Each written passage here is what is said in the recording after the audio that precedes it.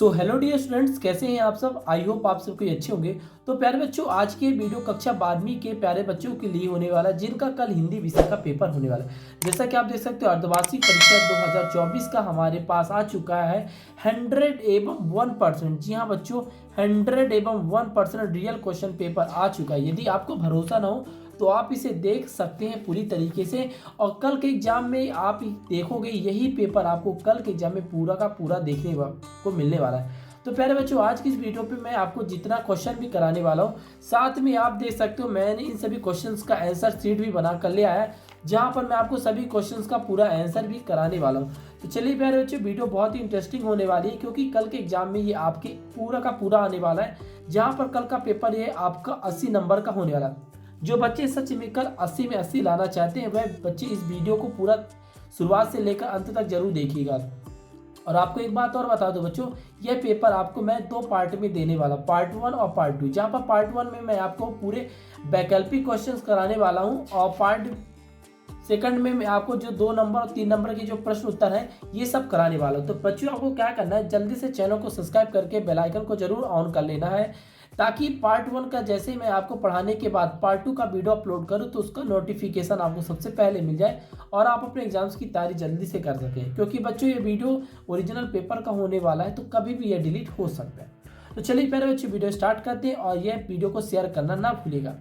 तो जैसा कि आप जानते हैं, कक्षा 12वीं विषय हिंदी अर्धवार्षिक परीक्षा का पेपर है। समय आपको 3 घंटे का मिलने वाला है, जहां पर आपको नोट दिया कि सभी प्रश्न करना अनिवार्य है। इसके बाद है, प्रत्येक प्रश्न के लिए आवंटित अंक उसके सम्मुख अंकित है। पहला प्रश्न बच्चों, सही विकल्प चुनकर लिखिए। तो पहला है, श्यामनगर के राज दरबार का दार्शनिक जीव कौन था। पूछा है, बादल सिंह था, दूसरा लट्टन सिंह, तीसरा चांद सिंह, चौथा काला खां। तो आप सभी को इसका जो सही उत्तर बताना है बच्चों, ऑप्शन नंबर आ हो जाएगा आपका, क्या हो जाएगा, चांद सिंह हो जाएगा। क्या होगा, ऑप्शन नंबर सा हो जाएगा, चांद सिंह इसका सही उत्तर हो जाएगा। ठीक है। इसी तरह आपको कल के एग्जाम में पूरे के पूरे यहाँ से क्वेश्चन देखने को मिलने वाले हैं। यदि आपका पेपर मिल गया तो मान लीजिए आप बहुत ही खुशनसीब इंसान हैं। अगला है बच्चों, किसके अंकुर फूटते हैं। शब्द के, कल्पना के, विचार के, या काव्य कृति के। तो आप सभी को पता है कि किसके अंकुर फूटते, तो आप बोलोगे शब्द के अंकुर फूटते हैं। अगला है बच्चों, बाजार कब जाना चाहिए। ऑप्शन है, जब मन खाली हो, जब मन खाली ना हो, जब मन अच्छा हो, जब मन अच्छा ना हो। तो आप सभी को पता है कि जब हमें बाजार कब जाना चाहिए, जब मन खाली ना हो। तो क्या होगा, जब मन हमारा खाली ना हो, जब मन को अच्छा ना लगे, तब हमें क्या करना चाहिए, बाजार जाना चाहिए। ठीक है बच्चों। अगला है, जूस पाठ के लेखक हैं, कौन है बताना है। ऑप्शन है, ओम थानवी, दूसरा है आनंद यादव, तीसरा है विष्णु खारे, चौथा है मोहन श्याम जोशी जी। तो आप इसका जो सही उत्तर लगाओगे बच्चों, क्या होगा, मोहन यादव इसका सही उत्तर क्या हो जाएगा, मोहन यादव इसका सही उत्तर हो जाएगा। अगला है, हिंदी पद्य साहित्य को बांटा गया है कितने भागों में।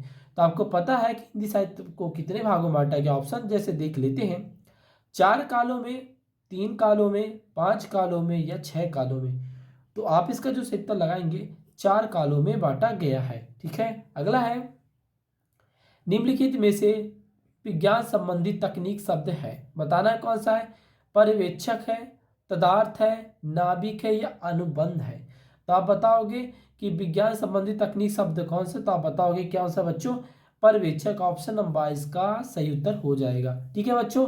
चलिए, इसके बाद आपका अगला प्रश्न आता है, रिक्त स्थानों की पूर्ति उचित शब्दों का चयन करके कीजिए। यह प्रश्न आपके एग्जाम में 1 नंबर 6 विकल्प आने वाला है, रिक्त स्थान आने वाला है।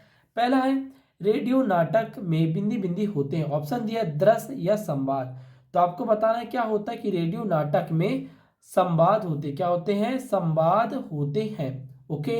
अगला है बच्चों, हरिवंश राय बच्चन की प्रथम कृति बिंदी बिंदी थी। ऑप्शन है, मधुशाला, और दूसरा है तेरा द्वार। तो आप सभी को बताना है कि हरिवंश राय बच्चन जी की जो प्रथम कृति थी वो कौन थी, मधुशाला थी। ओके। अगला है बच्चों, नागार्जुन बिंदी बिंदी के कवि थे। बताना है किसके थे, कि प्रगतिवाद के, कि छायावाद के। तो आप बताओगे कि जो नागार्जुन थे वह प्रगतिवाद के कवि थे। किसके थे, प्रगतिवाद के कवि थे। अगला है बच्चों, बच्चे बिंदी बिंदी में होंगे, आशा या प्रत्याशा। तो आप बताओगे बच्चे बिंदी बिंदी में क्या होंगे, तो बच्चे बिंदी बिंदी में क्या होंगे, प्रत्याशा होंगे। क्या होंगे? प्रत्याशा होंगे। ओके। नेक्स्ट है बच्चों, भागतीन का वास्तविक नाम बिंदी बिंदी था। तो आपको बताना है कि भागतीन का वास्तविक नाम क्या था? लक्ष्मीन था। क्या था बच्चों? लक्ष्मीन था। ठीक है। नेक्स्ट है बच्चों, सौद लागेकर मास्टर बिंदी बिंदी पढ़ाते थे। जो मास्टर जी थे वह क्या पढ़ाते थे? हिंदी पढ़ाते थे कि मराठी पढ़ाते? तो आप बताओगे कि जो सौदल गेकर मास्टर थे वो क्या पढ़ाते थे? हिंदी पढ़ाते थे। क्या बताते? हिंदी पढ़ाते थे। तो आप इसे टिक कर देंगे। ओके। चलिए प्यारे बच्चों, आपका अगला प्रश्न है, सत्य असत्य लिखिए। पहला है, कवि ने हारकर बात को कील की तरह ठोक दिया था। क्या बात सत्य है कि असत्य? तो आप बोलोगे कि सच में ही कवि ने हारकर बात को कील की तरह ठोक दिया था। तो आप लिखोगे इसका उत्तर सत्य। ओके। अगला है, मधुर गुण का संबंध चित्त की उत्तेजना वृत्ति से होता है। तो आप बताओगे कि हाँ, जो मधुर गुण का संबंध चित्त की उत्तेजना वृत्ति से होता है। तो आप इसका उत्तर लगा दोगे सत्य।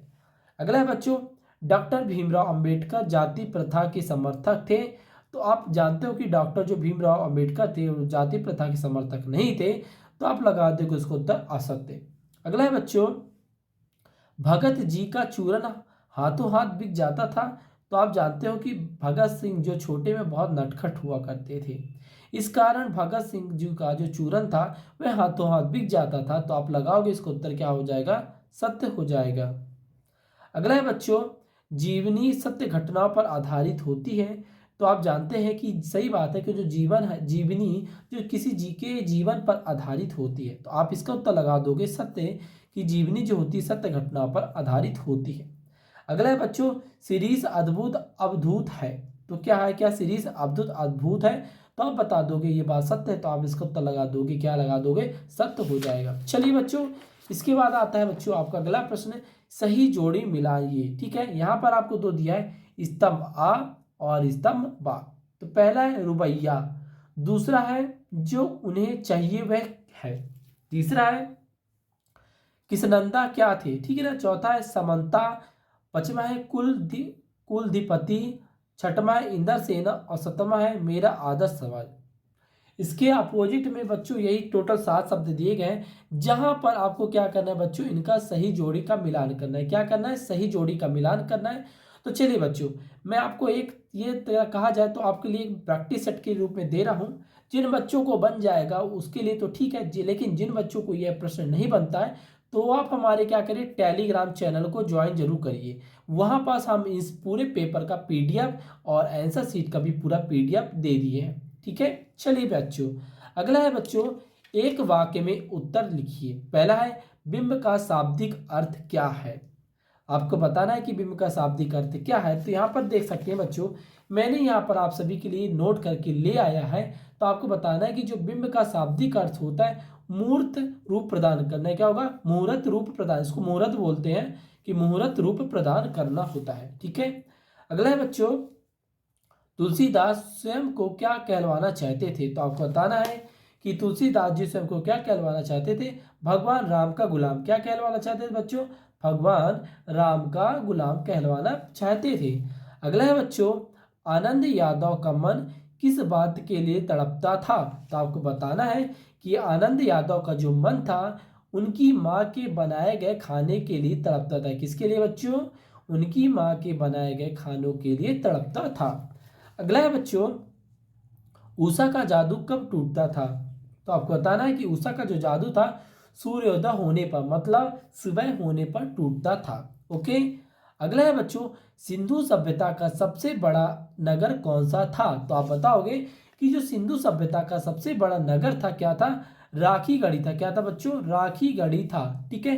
ये बहुत मोस्ट इंपॉर्टेंट और हर बार एग्जाम में पूछा जाता है। ठीक है। अगला है बच्चों, कवि ने स्लेट पर क्या लिखने की बात कही है? तो आप बताओगे कवि ने स्लेट पर किससे लिखने की बात की? तो आप बोलोगे लाल खड़िया या चाक। आप इसमें दो में से किसी एक को लिख सकते हैं, आपका उत्तर सही माना जाएगा। ओके। अगला है बच्चों, सोराठा छंद मात्राओं की दृष्टि से किस छंद का उल्टा होता है? तो आप बताओगे कि जो सोराठा छंद होता है वह दोहा का उल्टा होता है। किसका बच्चों? दोहा का अब उल्टा होता है। तो बच्चों इस प्रकार से आपने देखा कि मैंने पार्ट 1 में आपको पूरे 1 से लेकर क्वेश्चन 5 तक के पूरे क्वेश्चन आंसर करा दिए बच्चों। ठीक है। इसके बाद जो क्वेश्चन 6 से आपका कहाँ से बच्चों? क्वेश्चन 6 से आपके क्वेश्चन नंबर 23 तक बच्चों आपको पार्ट 2 में कराने वाला हूँ। तो बच्चों यदि वीडियो पसंद आए तो प्लीज़ वीडियो को लाइक करिए, चैनल को सब्सक्राइब करके अपने दोस्तों तक इस वीडियो को शेयर जरूर करिएगा, ताकि पार्ट 1 के बाद पार्ट 2 वीडियो अपलोड होगा तो उसका नोटिफिकेशन आप तक को मिल जाए और आप जल्दी से अपने एग्जाम्स की तैयारी कर सको। तो बच्चों आज के लिए बस इतना ही, फिर मिलते हैं एक नेक्स्ट पार्ट पर। So thanks for watching my video. Subscribe करना और चैनल को शेयर करना जरूर ना भूलें।